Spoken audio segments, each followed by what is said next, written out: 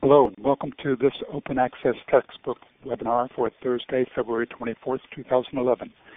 It's one in a series sponsored by the Open Access Textbook Project, which is sponsored by a grant from FIPSI, the Fund for the Improvement of Post-Secondary Education, and also sponsored by College Open Textbooks. I'm David Nelson, the project manager of Open Access Textbook Project at the Florida Distance Learning Consortium. Today's presenter comes to us from Rice University in Houston, Texas.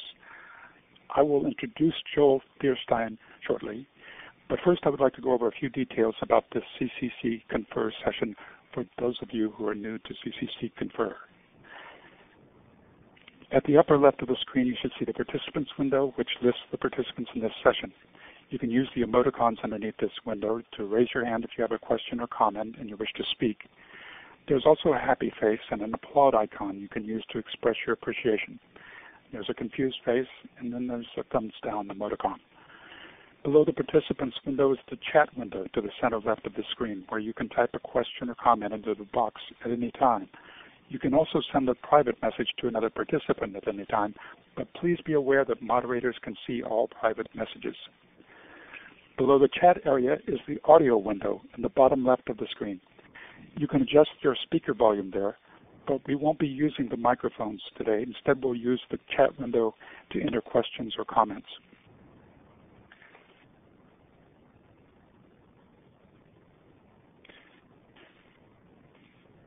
Would everybody please introduce themselves in the chat area so that we can have, we'll all know who we are. Since it only asks for your first name when you sign in, it's nice to know who's in here. And okay, well, I thought I would introduce myself, but I guess I'll save that for later. Now I have the honor of introducing our guest. Today we have Dr. Joel Thierstein, Associate Provost for Innovative Scholarly Communication at Rice University and Executive Director of Connexions, which is, from its website, one of the largest repositories of open educational resources in the world, enabling the creation, sharing, modification, and vetting of content accessible to anyone, anywhere, anytime via the World Wide Web. Besides his innovative work with Connexions, Dr. Thierstein serves as a member of the Board of Directors of the OpenCourseWare Consortium and is a founding member of Peer-to-Peer University.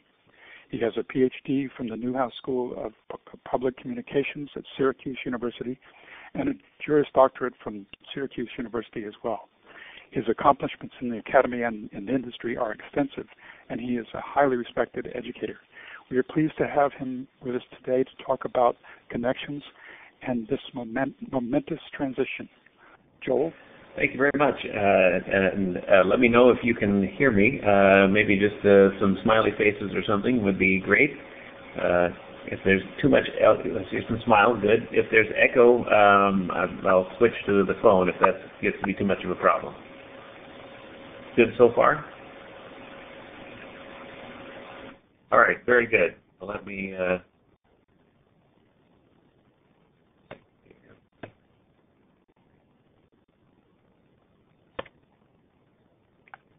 All right. Now, I have to warn you up front, as David said, I'm a lawyer, and that means we can only do one thing at a time, and so I'm not terribly good at reading the dialog box and talking at the same time. This is a skill set that I think is reserved for my children, who are quite good at that. So apologies if you ask a question in the dialog box. Maybe indicate some other way, or maybe David or Jackie can stop me and say, answer the question. So that would be great. Anyway, as David said, I am the Executive Director of Connexions and Associate Provost here at Rice University in Houston, Texas. I hope you're having as wonderful weather as we are in Houston. The humidity is just coming back now, but it's generally 75 and sunny, so it's a wonderful place to be this time of year. We can say that now because in about 3 months it's going to be not a wonderful place to be in. We'd much rather be where any of you are. So anyway, I'm going to talk today about about Connexions and just give a brief introduction, and then talk about the movement from the mainstream or movement from the peripheral of education into the mainstream that Connexions is experiencing. I think the field of open education is generally experiencing this now. Generally, just a brief background on Connexions. Connexions is really three things. It's a repository for open education content, and I'll talk about what that means a little bit later on. It's also a platform by which that content is disseminated. And the third piece that often goes unnoticed, but really is the link between those two, because you can have a platform and you can have a repository, but without the live site, nobody gets to see it on a mass level, or you get to see it on an individual level, but maybe not a mass level. And so the live site, cnx.org, is where it all happens. And that's where the platform and the repository come together. And the reason I talk about those now separately is because we have people using the platform for separate purposes. We have people using the repository who are not using the platform or the live site. And so we really have kind of three elements coming together now in Connexions. And we value all of the people using all of the elements equally, because they're equally valuable. All the content in Connexions is modularized. The system is set up for feedback to take advantage of the feedback capabilities in virtually real time between learners and educators, where educators can create content, learners can respond to the content almost immediately by either giving feedback through one of the many feedback loop opportunities, email, etc., or responding directly to them. Or they can create their own module of content. They can say, there's an error on these 3 pages, and I've changed those 3 pages, and here you are, instructor. Here's what it really should say on these pages. And so there's many ways to give feedback, and this is, again, an opportunity for the body of knowledge to grow and be built, not just by the traditional content builders, but by everyone in the community. And so, again, this is part of the process, and I'll talk more about that as we go. The content in Connexions can be disseminated in a variety of ways. Anybody, as David said, anybody can view the content anywhere, anytime online for free, no charge, no problem. You can do anything you want with it. We'll talk about that in the licensing structure in a little bit. Number 2, you can download a PDF. And so if you're in an area where you're not traditionally, you don't have continuous online access, or you don't have a data plan on your phone and you want to view some content on the phone, or you don't have a data plan on the bus, and you want to view it on your laptop on the bus when you're driving around or somewhere else, you're at the basketball game, whatever, you want to decide you want to study physics, you can do that by downloading a PDF. Again, that's all available for free.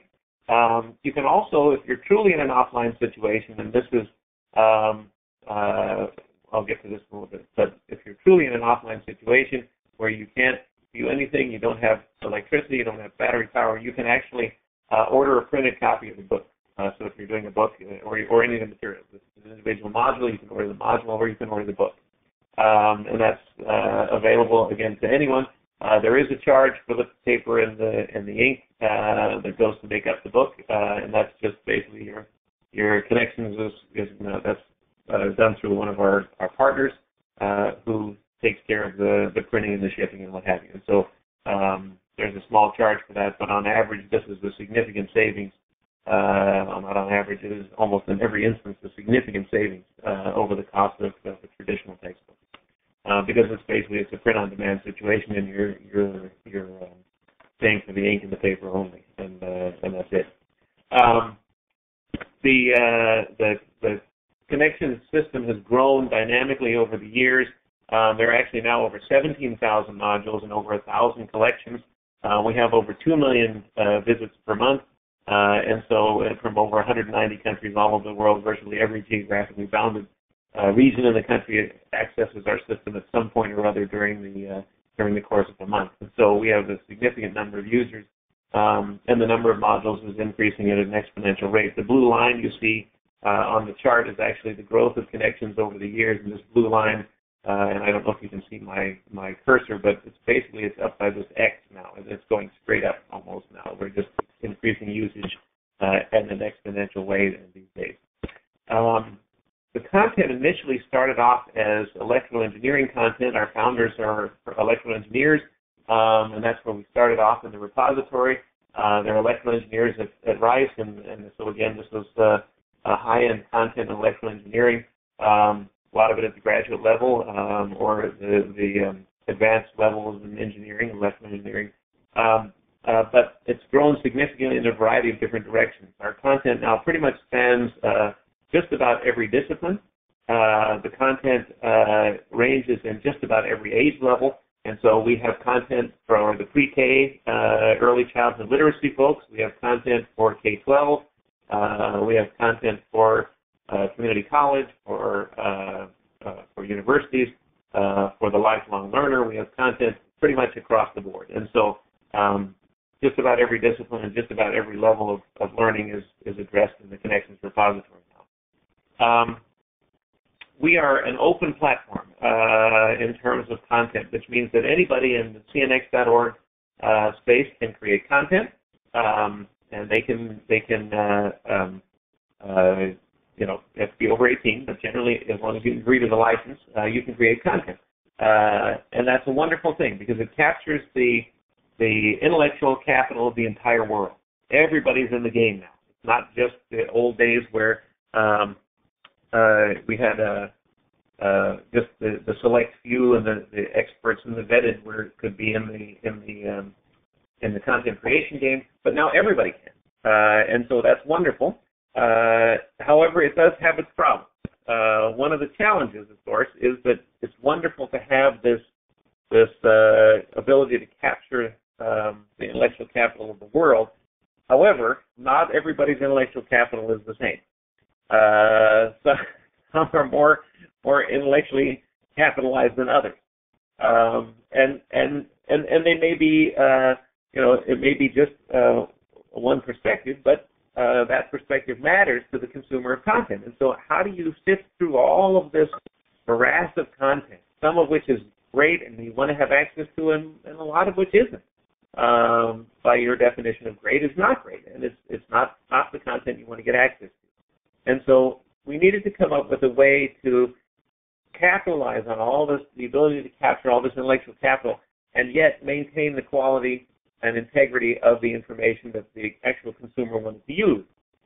So what Connexions did was we came up with what we call the lens.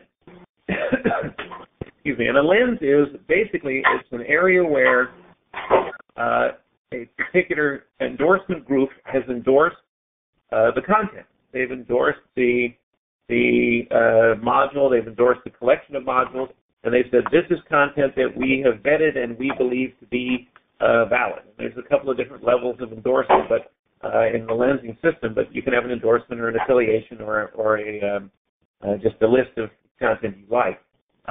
But basically the concept is that you have this content and you have this big morass of content, and there are traditional vetters that we trust now. If you're in the K-12, the state of Florida defines here's the content that we've approved for the K-12 school district in Florida. If you're at Rice, then an electrical engineering professor will say to his students or her students, here's here's the content we've endorsed for your use in this class. And there's other content still out there, but here's the one we've endorsed for you to use. And then there's the professional societies like the NCPEA and IEEE and others who are endorsing content in Connexions, and they say, here's the content that we've endorsed in Connexions that you should be using because this is the content we've vetted and we've deemed this to be of the appropriate quality for our users. And these are the traditional groups that vet content in society. These are the normal people who vet content, and so you can choose to go in the normal route and say, I just want to look at the content that's been vetted by the people I trust and the people who I know. Or you can take a much more broad approach and go in without a lens and look at all of the content. One example we like to use is Pluto a planet or not? And so let's say that the state of Florida has decided that Pluto is no longer a planet, and they've endorsed the module that says there are 8 planets in the solar system and not 9. Rice University, on the other hand, is a traditional university, very purist in its physics approach, and I'm going to get in big trouble for this, as my former boss, the former provost of Rice, is a physicist, astrophysicist. But let's say Rice decided that Pluto is in fact a planet, and they stay with the module of 9 planets. And so let's say Florida then goes in and changes the original module from 9 planets to 8. The original 8-planet or 9-planet module is still in the system because of what we call permanent versioning. And so every module that's ever been put into Connexions is still there, and every version of every module that's been put into Connexions is still there. So while we talk about 17,000 modules in Connexions, there are actually over 50,000 versions of modules in Connexions.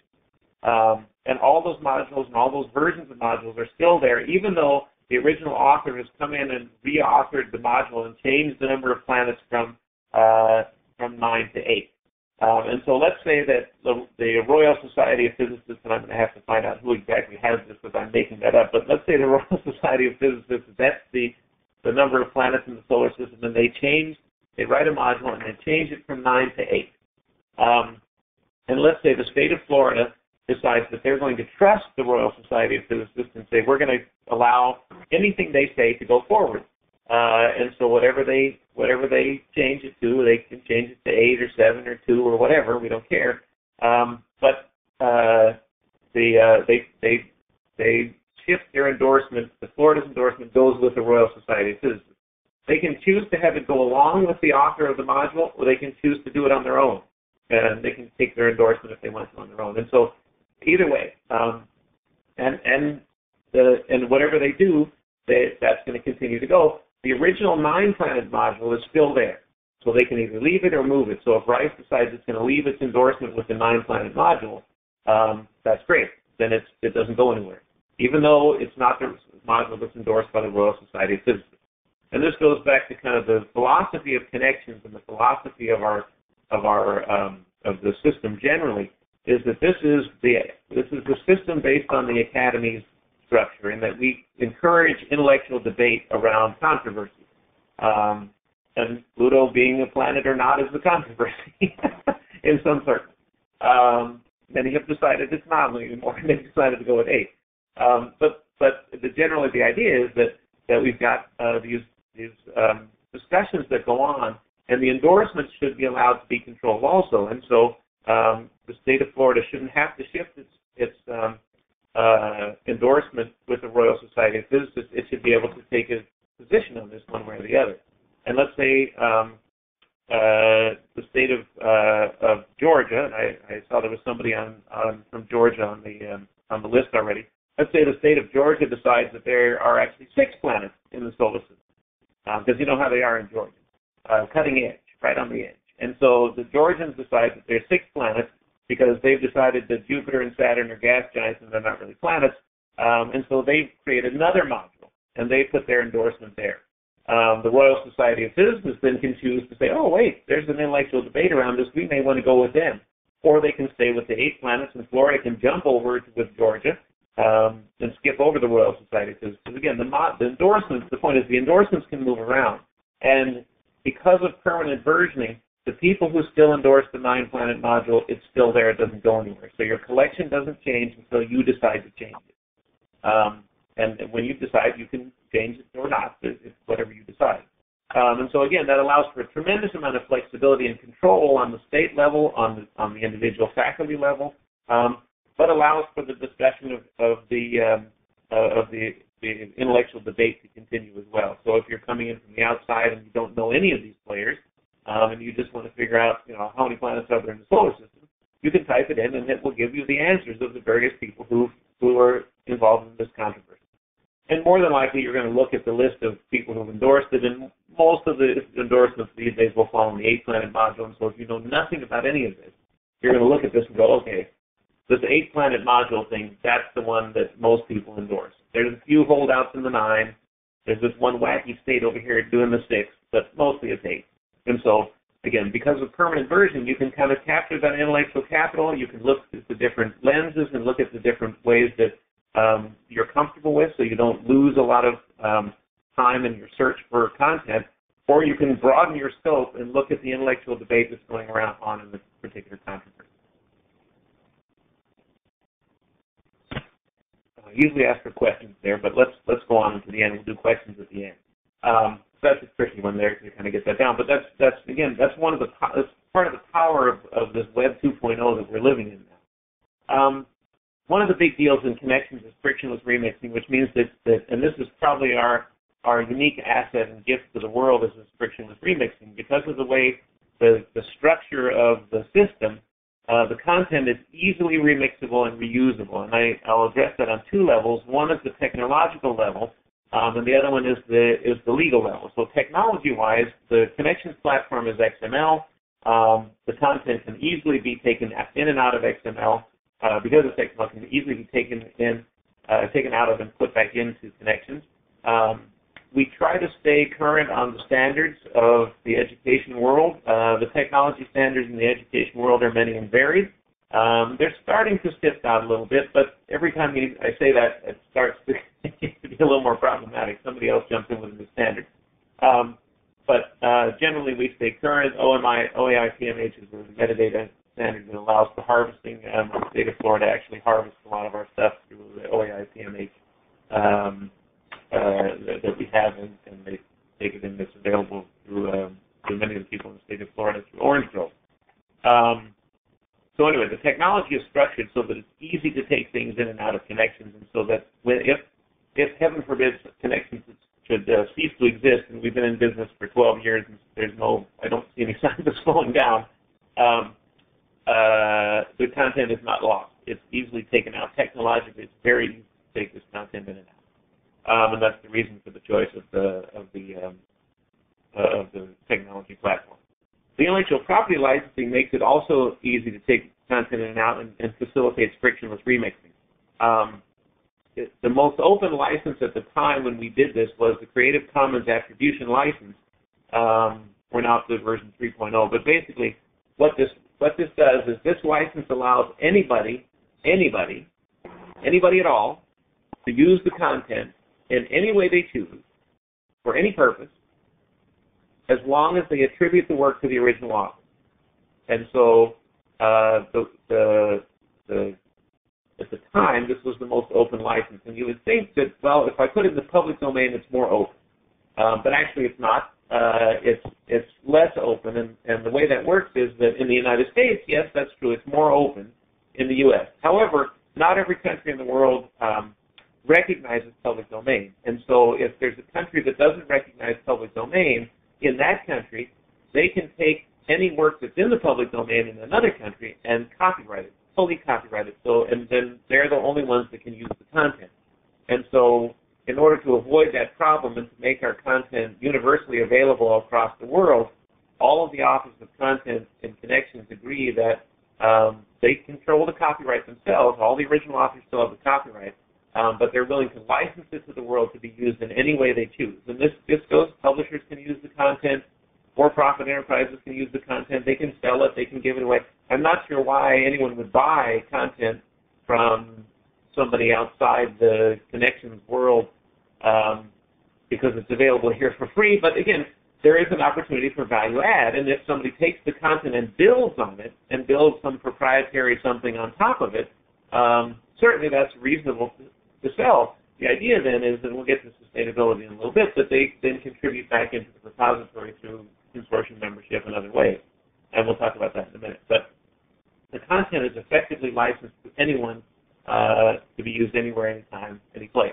And that encourages frictionless remixing because anybody can use this. You don't have to worry about, oh, how is it licensed? Is this commercial? Is it, if I do this, can I mix it with this content? You can mix this content in Connexions with any other content, and it doesn't contaminate any other content in any way. And we can talk about that later on. Modularization is an interesting feature of digital content generally. It's obviously available in Connexions as well. There's a couple of things to just highlight here. Obviously, it's easy to manipulate content. It's all modular because you can move it around. So if you're a faculty member, it's easy to repurpose content for the use by your students. You can move it around, do however you want with it. But the other thing to think about too is in In the area of updating content, it's a lot easier to update content if it's modular. And think about the planets in the solar system thing. If you had to update a physics book and you had to read 600 pages of physics only to find out that the only change was that there are now 8 planets in the solar system instead of 9, it's a lot easier to read that one module and change that immediately. And so you can do that a lot quicker and with a lot less effort than if you have to review a 600 or 800 page physics book every time you want to update something. And so it's a lot easier to update things if they're modular. And again, that's a big plus with digital assets generally, but it's specifically with connections and learning objects. It's easier to update the learning objects individually than it is to do an entire block of objects. Multimedia, the content is very multimedia friendly. We've got content, again, some of it has audio files and video files with it, so that the content, you can watch the video and watch the instructor putting content on. And we have content that was done very well by some mathematics professors from California. And they did nice drawings on the board, precursor to Salman Khan. They were ahead of their time. And they kind of diagrammed things as they were going, and they kind of visually taught you how to do the math. And so if you have a device like the Entourage Edge, you got the video on top. You can take notes down below, or read the text down below if you're going through the problem sets in the video. Customization. The Connexions content can be and platform can be customized in a variety of different ways. If you're a member of our consortium, you get a lightweight branding tool that allows you to put a bar at the top, a logo at the top of content to show your people coming in through your lens that this is content that you vetted. If you come in just generally through Connexions, it doesn't appear, but if you come in through the lens, it does. You can also brand the content in a full version where you have a portal located at your site. The content that you want to use is in your lens is cached in your system. It's drawn into the system from Connexions. There's a nice interface that takes care of that. And then basically you have a fully branded where you control everything. The portal is yours. The look and feel of the outside. You lose a little of the navigation here, but basically you have control of the look and feel of the content. This is also valuable in the K-12 arena because one of the things that we have in the United States in K-12 is we have restricted access to the internet for our kids. I got in a little bit of trouble when I went to the Europe, and hopefully not created an international incident. When I went to the European Union and did some testimony before one of the commissions, I testified that this zoning was possible in Connexions, and I explained that we have this feature where we don't allow the kids in K-12 to surf the net, and they stopped and they huddled together and they came back out of their huddle and they said, well, let me get this straight. So in America, the land of the free and the home of the brave, you don't let the kids go wherever they want. You restrict their access and censor their feeding. And they thought that was great fun. So anyway, yes, we do. So anyway, but this feature allows for content to be zoned off. And basically, again, all the content in Connexions is educational. However, we have medical school content, and I don't encourage you to look at this ever, unless you're a physician or practicing healthcare professional, because it's really. But it's content that you don't necessarily want your kindergartner or third grader to look at because it may not be appropriate. And so we do have zoning, and again, the U.S. K-12 districts require zoning as part of the situation. A full customization would mean that you take the software platform, which we call Enterprise Raptos. We call it Raptos, and the enterprise version of Raptos means that you can take the software and run it yourself, which means you can change the look and feel of it, you can change the color scheme, you can translate it into another language. We have it's specifically translated into a variety of languages already. People have taken the software and done that. And so you can customize it however you want. Again, it's an open source platform. The content the platform is fully open source and can be used by anybody for free, downloaded for free through the enterpriseraptos.org. Distribution, again, I talked about the different methods of distribution. The one I did not talk about, which has been available since August now, is EPUB. We have two versions of EPUB now. We have one for the fully smartphone, like your iPhone and your Google Droid, or if you have an old version of the intelligent phone, like the Nokia, or there's some old Nokias and some old Fuji phones, where you have a screen. There's another, even lesser complicated version of the platform available now to you as well. If you type in mobile.cnx.org, you can get a fully stripped down version of Connexions that's easily manipulable on any phone. And we had some folks from the developing world at our conference held a couple weeks ago, and they were stunned. It looks it's very user friendly on a very unsophisticated phone. So now we have, like I said, we have a couple of versions of that, and that works pretty well. Again, because it's XML can be distributed in a variety of ways, it can easily be tagged for accessibility. We have a variety of accessibility, content tagged for accessibility right now, where it can be used by a variety of different handicapped folks. The business model for Connexions, I talked about this briefly already. We have a consortium of users, which is a variety of folks coming from a variety of different backgrounds. We have nonprofits, universities, colleges, community colleges. We've got NGOs, foundations. We have for-profit corporations. Somewhere around 40% are for-profit corporations. Interested in building business models around Connexions. And so this is their way that they can support the open community and while maintaining their business enterprise. And we encourage that. And so our system is set up so that we encourage the relationship between the for-profit and the nonprofit world. Enterprise Raptos is free, as I said, but again, it encourages the use of the software. And so some corporations have decided to download the software, use it as part of their content management system for their internal documents. And they're not going to make those open ever because it's proprietary content. It's content that's valuable to the corporation that they don't want to give their competitors, and so they keep it a closed system going, but they like the capabilities of the software, and so they've downloaded the software and they use Enterprise Raptos for their internal system. But yet then they contribute back to the open source community because they're part of the consortium, and so they've joined the consortium to support the software piece of it, and not necessarily the repository piece. So we're shifting now. We're experiencing this transition from the fringe of education to the mainstream, and let me talk about that for a little bit. We started to see significant impact in our first test, which was in the community college arena, where the cost of the textbook in relation to the cost of tuition is fairly comparable, and in fact, in many cases, the cost of textbooks is higher than the cost of tuition. At the university, especially at a place like Rice, the cost of textbooks is significantly less than the cost of tuition. However, even there, you have parents and students concerned about the cost of materials. Many, if our students come in and they're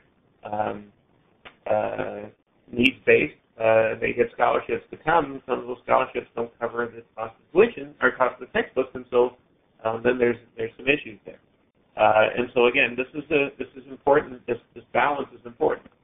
Our first foray into this and our pilot project was with a collaborative statistics book done by two professors from California, Barbara Lowsky and Susan Dean, who produced a collaborative statistics book. This book was self-published prior to its entry into Connexions. We worked with Barbara and Susan to get the book into Connexions, and then released it nationally.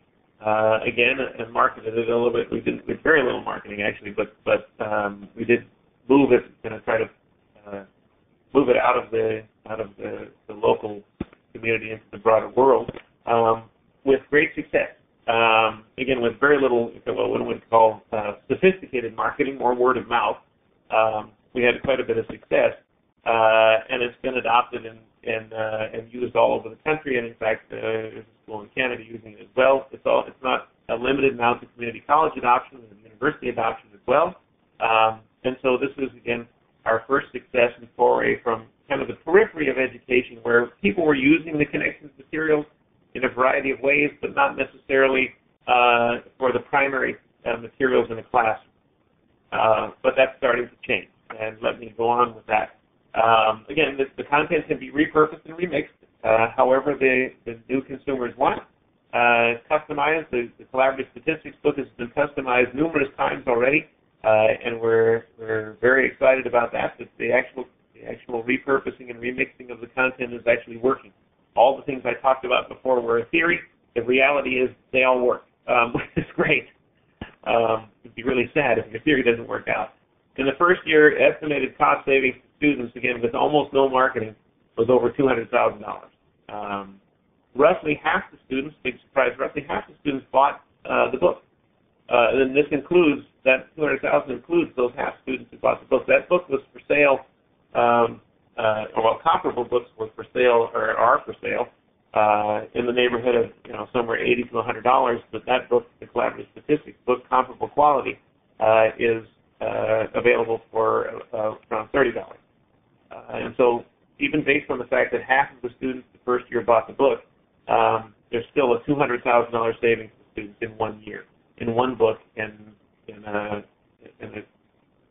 with very little marketing out into the world in the first year for sure.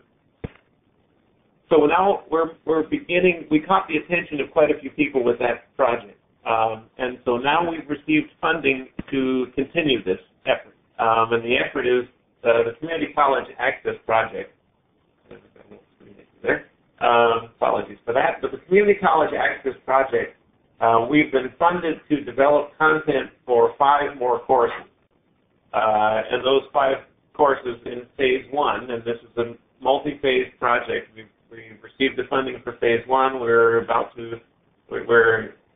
developing the funding for Phase 2 already. And we've got several $1 million, I think, already ready to go for Phase 2.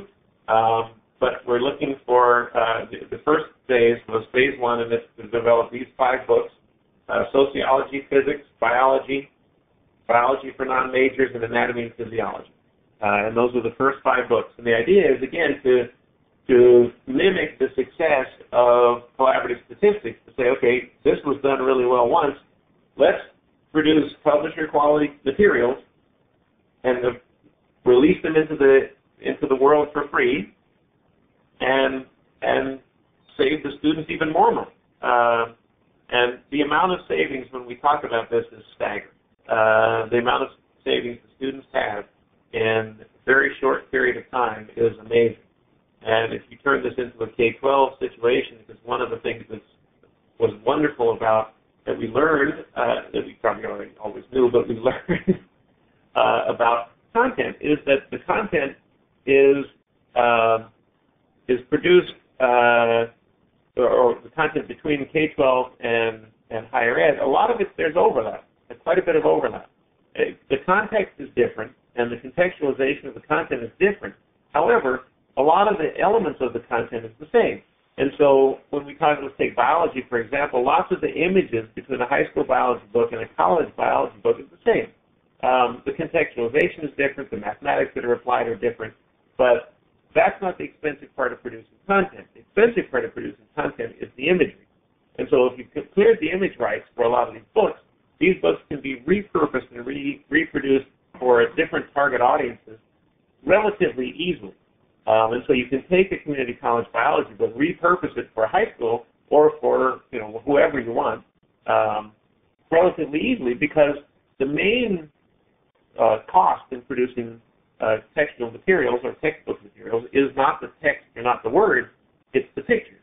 And so if we've cleared the image rights, repurposing is relatively straightforward. And so the idea here is that these books that we're talking about are not necessarily relegated for community college, although that is the purpose initially. That's not necessarily their end spot. They're not going to end up just in community college shelves or in community college virtual shelves. they're going to end up being used in a variety of different venues, including K-12 and university or whoever. It's the same, a lot of the same content, just recontextualized for a particular audience. Much as you have the collaborative statistics book recontextualized for specific audiences in different parts of the country. Examples are different, people think different ways, but they'll recontextualize the same content for different parts of the country. So these 5 books are, again, the beginning of this project, and like I said, phase 1 is the first 5. The next phase will produce 15 to 20 more books, and like I said, we've begun the funding for these. We've actually begun the production on these 5, and so we're looking forward to the next round of funding we're looking forward to producing these and getting them out the door, but also developing the funding for the next phase of the project. And so this is very exciting. And again, what this does is, if you go back to that balance, the scale, it changes that education paradigm. It now, and the reason we call this community college access is because it allows for significantly more access to community colleges and really to learning in general. Because now we can have everyone has access to the content, and everyone has access to the higher education because they now can afford it, because they don't have half of their costs are gone. And so it significantly increases the likelihood of access and the access to the higher education system in the U.S. So the future of the content or the future of open education, I think, is very bright. We are improving the quality of content, and everybody gets access to all the content. I'll talk just briefly about the improving of the quality of content. Again, I referred to this earlier when we talked about the for-profit corporation leveraging the open education content and developing a value add. And so if there's a publisher or someone else who comes to the open content and says, oh, that's great, I like that content, let me take that content and I'll build something even better on top of that. The quality of content has been improved because now the student or the school district doesn't have to buy the base material. That's free, but they can actually have a little bit of money left over. Again, maybe there'll be opportunities for savings there as well, but we'll talk about that in a minute. But they have the money left over. The school district certainly will not cut the materials budget to zero, we hope. And the student may have $30 that they can spend on some materials for the course, and now they have the ability to spend those on improved other systems that improve the quality of learning. And so that's great because it improves the quality of their educational experience. The marketplace for that new enhanced learning device or materials or whatever grows because now the students don't have to pay their 5 to rent 2 plus 2 equals 4 effectively. That's now available to them for free, and now they can have access to these other things. And there's a marketplace for it now because there's a little bit of money left over. And so again, we talk about the cost savings that were possible here and that are going to be realized, but really the magic of the open education stuff and Connexions generally is, or more specifically, is that the quality of the educational experience is improved for everybody. And that's really the goal here, is to improve the quality. Cost savings are great, but improving the quality is the goal. Again, the content is easily customizable. We have increased academic freedom. Some of the things that, when I talk to faculty are a little hesitant about this initially because it's, oh, here's another system. I got to learn something new, and what does this do for me that I don't already do? And so one of the things that I talked to the provost who I mentioned before, Gene Levy, who was my former provost here at Rice, asked me a very tough question one day. He said, if you're a faculty member, you used to be here before you became an administrator, gave up your marketable skills and became an administrator. He said, well, would you use Connexions if you had the chance? Oh, that's a mean question. And I thought about that for a minute, and I said yes, I would. And it's really for the second reason here, because I had an increased academic freedom. I had the ability to kind of control my content and what I delivered to my students. When I gave them a book, one of the things that I always did, and the students responded to this when we did our survey, I'll talk about that in a minute, but one of the things I always did was I'd assign chapter 7 first, or chapter 3, and then I'd mix up all the chapters, and then I'd have 6 books, and they had to read a little bit of each, and I said, if I had Connexions, I wouldn't have to do that. I could put the chapters in the right order, and the students could follow along. And stunningly enough, when we surveyed the students, when we did collaborative statistics the first time, the number one thing that the students cited as the most valuable thing that this did for them was not the cost savings. It was the ability to read the chapters in the right order. That was number one. And so we were just kind of blown away by that. It's, again, for me, increased academic freedom is a big deal. As a faculty member, that's my number one reason for using this kind of stuff. Again, obviously lowering student costs and increasing the accessibility to higher education, a big deal. And that's our learning solution at Connexions. And now I have time for questions, and I think I see some already. How do we learn in Connexions content? You can contact me. We've got a couple of folks who are engaged in that. Part of our system. If you're interested, there's self-help stuff that I can direct you to through the website. We've got little tutorials that you can take and do that on your own. But you can also enlist. We do some training ourselves, but there are also a couple of organizations who've taken on the idea of doing training themselves. And you can get all that information if you just send me an email with the email address that's on the screen now. I can get you all that information. Good. Other questions? Right. There may be some up a little higher.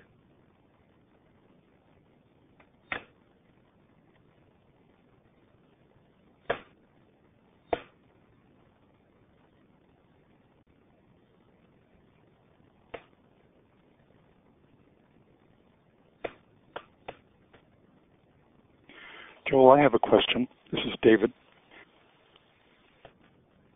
Sorry, I'm getting an echo, but I'm wondering about Raptos, about Enterprise Raptos. Does it continue? Is the development on that continuing? Joel, I have a question. Sure. I'm going to switch to the phone here. Maybe I'll cut the echo a little bit. I'm sorry, David, can you repeat your question? About Raptos, about Enterprise Raptos. Okay, I just took my phone back off and used. Enterprise Raptos, is it going to have continuing development? Are there people still working on that? Oh yes, we have an open source community, and in fact, we have an annual conference every year that's in February, and we had an additional feature to our conference this year, where we had a tech sprint. And the tech sprint, for those who are not technologists, the tech sprint is where techies come together and they on open source projects, and they just do coding for a certain period of time. In our case, we had a tech sprint for a day. We had one for a day. This is our second in the series of 3. We had one in the UK in October. We had this one in February, and there's another one coming up at Penn State at the national conference in May. And so, yes, the platform is being continuously updated and developed. We have scaled. The platform is stable now. When I got here, that was part of the project, was to stabilize the platform, make sure it had the elements that we needed to go forward. And then the idea was that we would transition into this consortium model, where the consortium would come together and begin to maintain the platform, and that's worked out amazingly well. We had 30 programmers from 11 different organizations at our tech sprint who are working on the working on the platform, and they came from all variety of places. We had a high school teacher who was one of the early Moodle developers. I think he was Moodle developer number 6 or something like that, who was engaged. We had we had university folks from a variety of different universities who were participating in developing the platform, and then we have partners all around the world, some corporate partners and some nonprofit partners who are interested in maintaining the platform so they can distribute their content. So, good question. The platform is under continuous development and hopefully will be forever, because software, for better or worse, software code gets very stale very quickly, and unfortunately, so it's got to be kind of maintained, or it gets very stiff. Okay. New features, new things coming up. Excuse me. Susan has a question. Sure. Are you requesting proposals for Phase 2, or have you already finalized what your books are going to be for Phase 2? We haven't finalized Phase 2 yet, and what we're doing is we're taking the top 20 most attended courses in community colleges. So some of them are, one of them is there's a phys ed thing in the top, and we probably won't do a book into it. Well, we might. I don't know. We haven't decided that. But basically, the goal is to get the top 25 books in for the courses, for the most attended courses in community college. And so we're not really soliciting proposals, but we're just looking at those books, and those would be the ones that we'll do.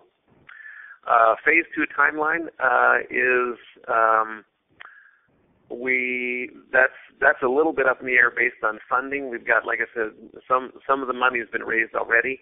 We need to complete that. We're kind of in the quiet phase of the development, and hopefully I'm not blabbing out of turn here by talking about it, but we're in the quiet phase for Phase 2 fundraising. And as soon as we have a better sense of when that money will be available, we'll be opening that up a little bit more. We'll have more details on when Phase 2 will start. Probably at the latest, we'll finish Phase 1 approximately 18 months from now. We've got some of the books will be available earlier, but some will be up to 18 months from now. And so they'll be available for fall 2013. Is that right? No, 12. Sorry. Fall 2012. And that's the goal, to get all 5 in. And then so we would start Phase 2 in fall 2012, but we hope to have that mapped out long before then. So, and we've got another question. Do students ever discover connections and encourage their instruction? Sometimes. Again, part of the issue has been in OER generally is that the materials have not been comparable to publisher materials, and so yes, there's a lot of use of OER in spots, and this is kind of the transition from the fringe to the mainstream. And this Community College Access Project is a big part of that transition into the mainstream, where you'll have a block of materials, and we're acquiring other materials through other sources, and this block will then kind of propose that if you come from just about any discipline, you can find a book there. And then at that point, students, I suspect, will start to encourage the use of open materials because it's significant cost reduction. And parents will start to pressure as well. And they may, parents pressure in different ways than students. So, and let's see, I think those worried about the loss of funds. Yeah, we're happy to talk to them. I'm reading off the chat board here.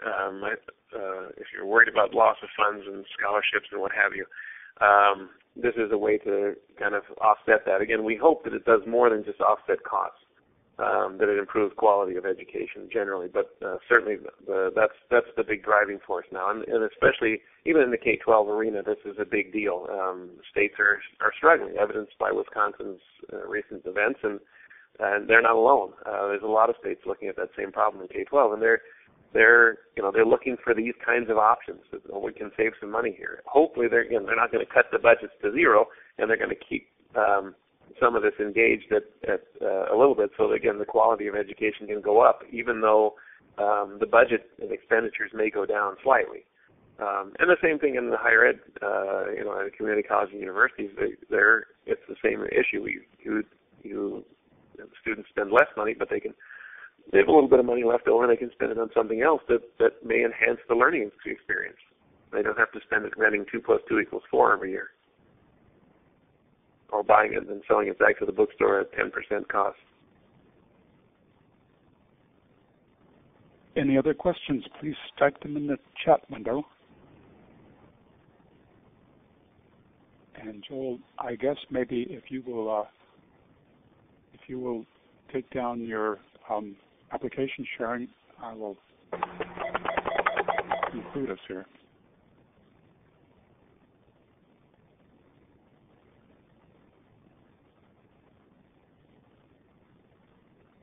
Okay. Oops.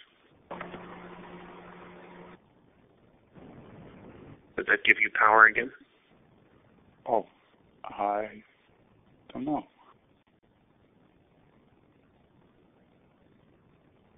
I guess not. Well, you can move that screen too. Oh, there it goes. Yep. Okay. Well, I guess with no further questions, we'll go ahead and wrap it up. Thank you very much for your excellent presentation. That was great. Thanks, David. And again, if anybody has any questions, feel free to let us know. And of course, you know that Connexions has one of the simplest of URLs. It's cnx.org. Now, I just realized that this upcoming webinar announcement here is not correct. Not sure where I got that date, but in April, we're planning a student webinar on open textbooks, and Nicole Allen is involved with that, still in the planning phases, and hope to let you know soon exactly what the date is, but we're tentatively looking at April 5th, but we want a number of students to be involved, and so we're trying to figure out what date will work best for that. So stay tuned to our website and looking for that. Hopefully you'll all get the word on it well before the date of the webinar. We invite you to share your ideas with us. Come to our website and you'll have various opportunities for getting involved and in sharing ideas. And of course, collegeopentextbooks.org has their network. Also, you can follow us on Facebook and Twitter.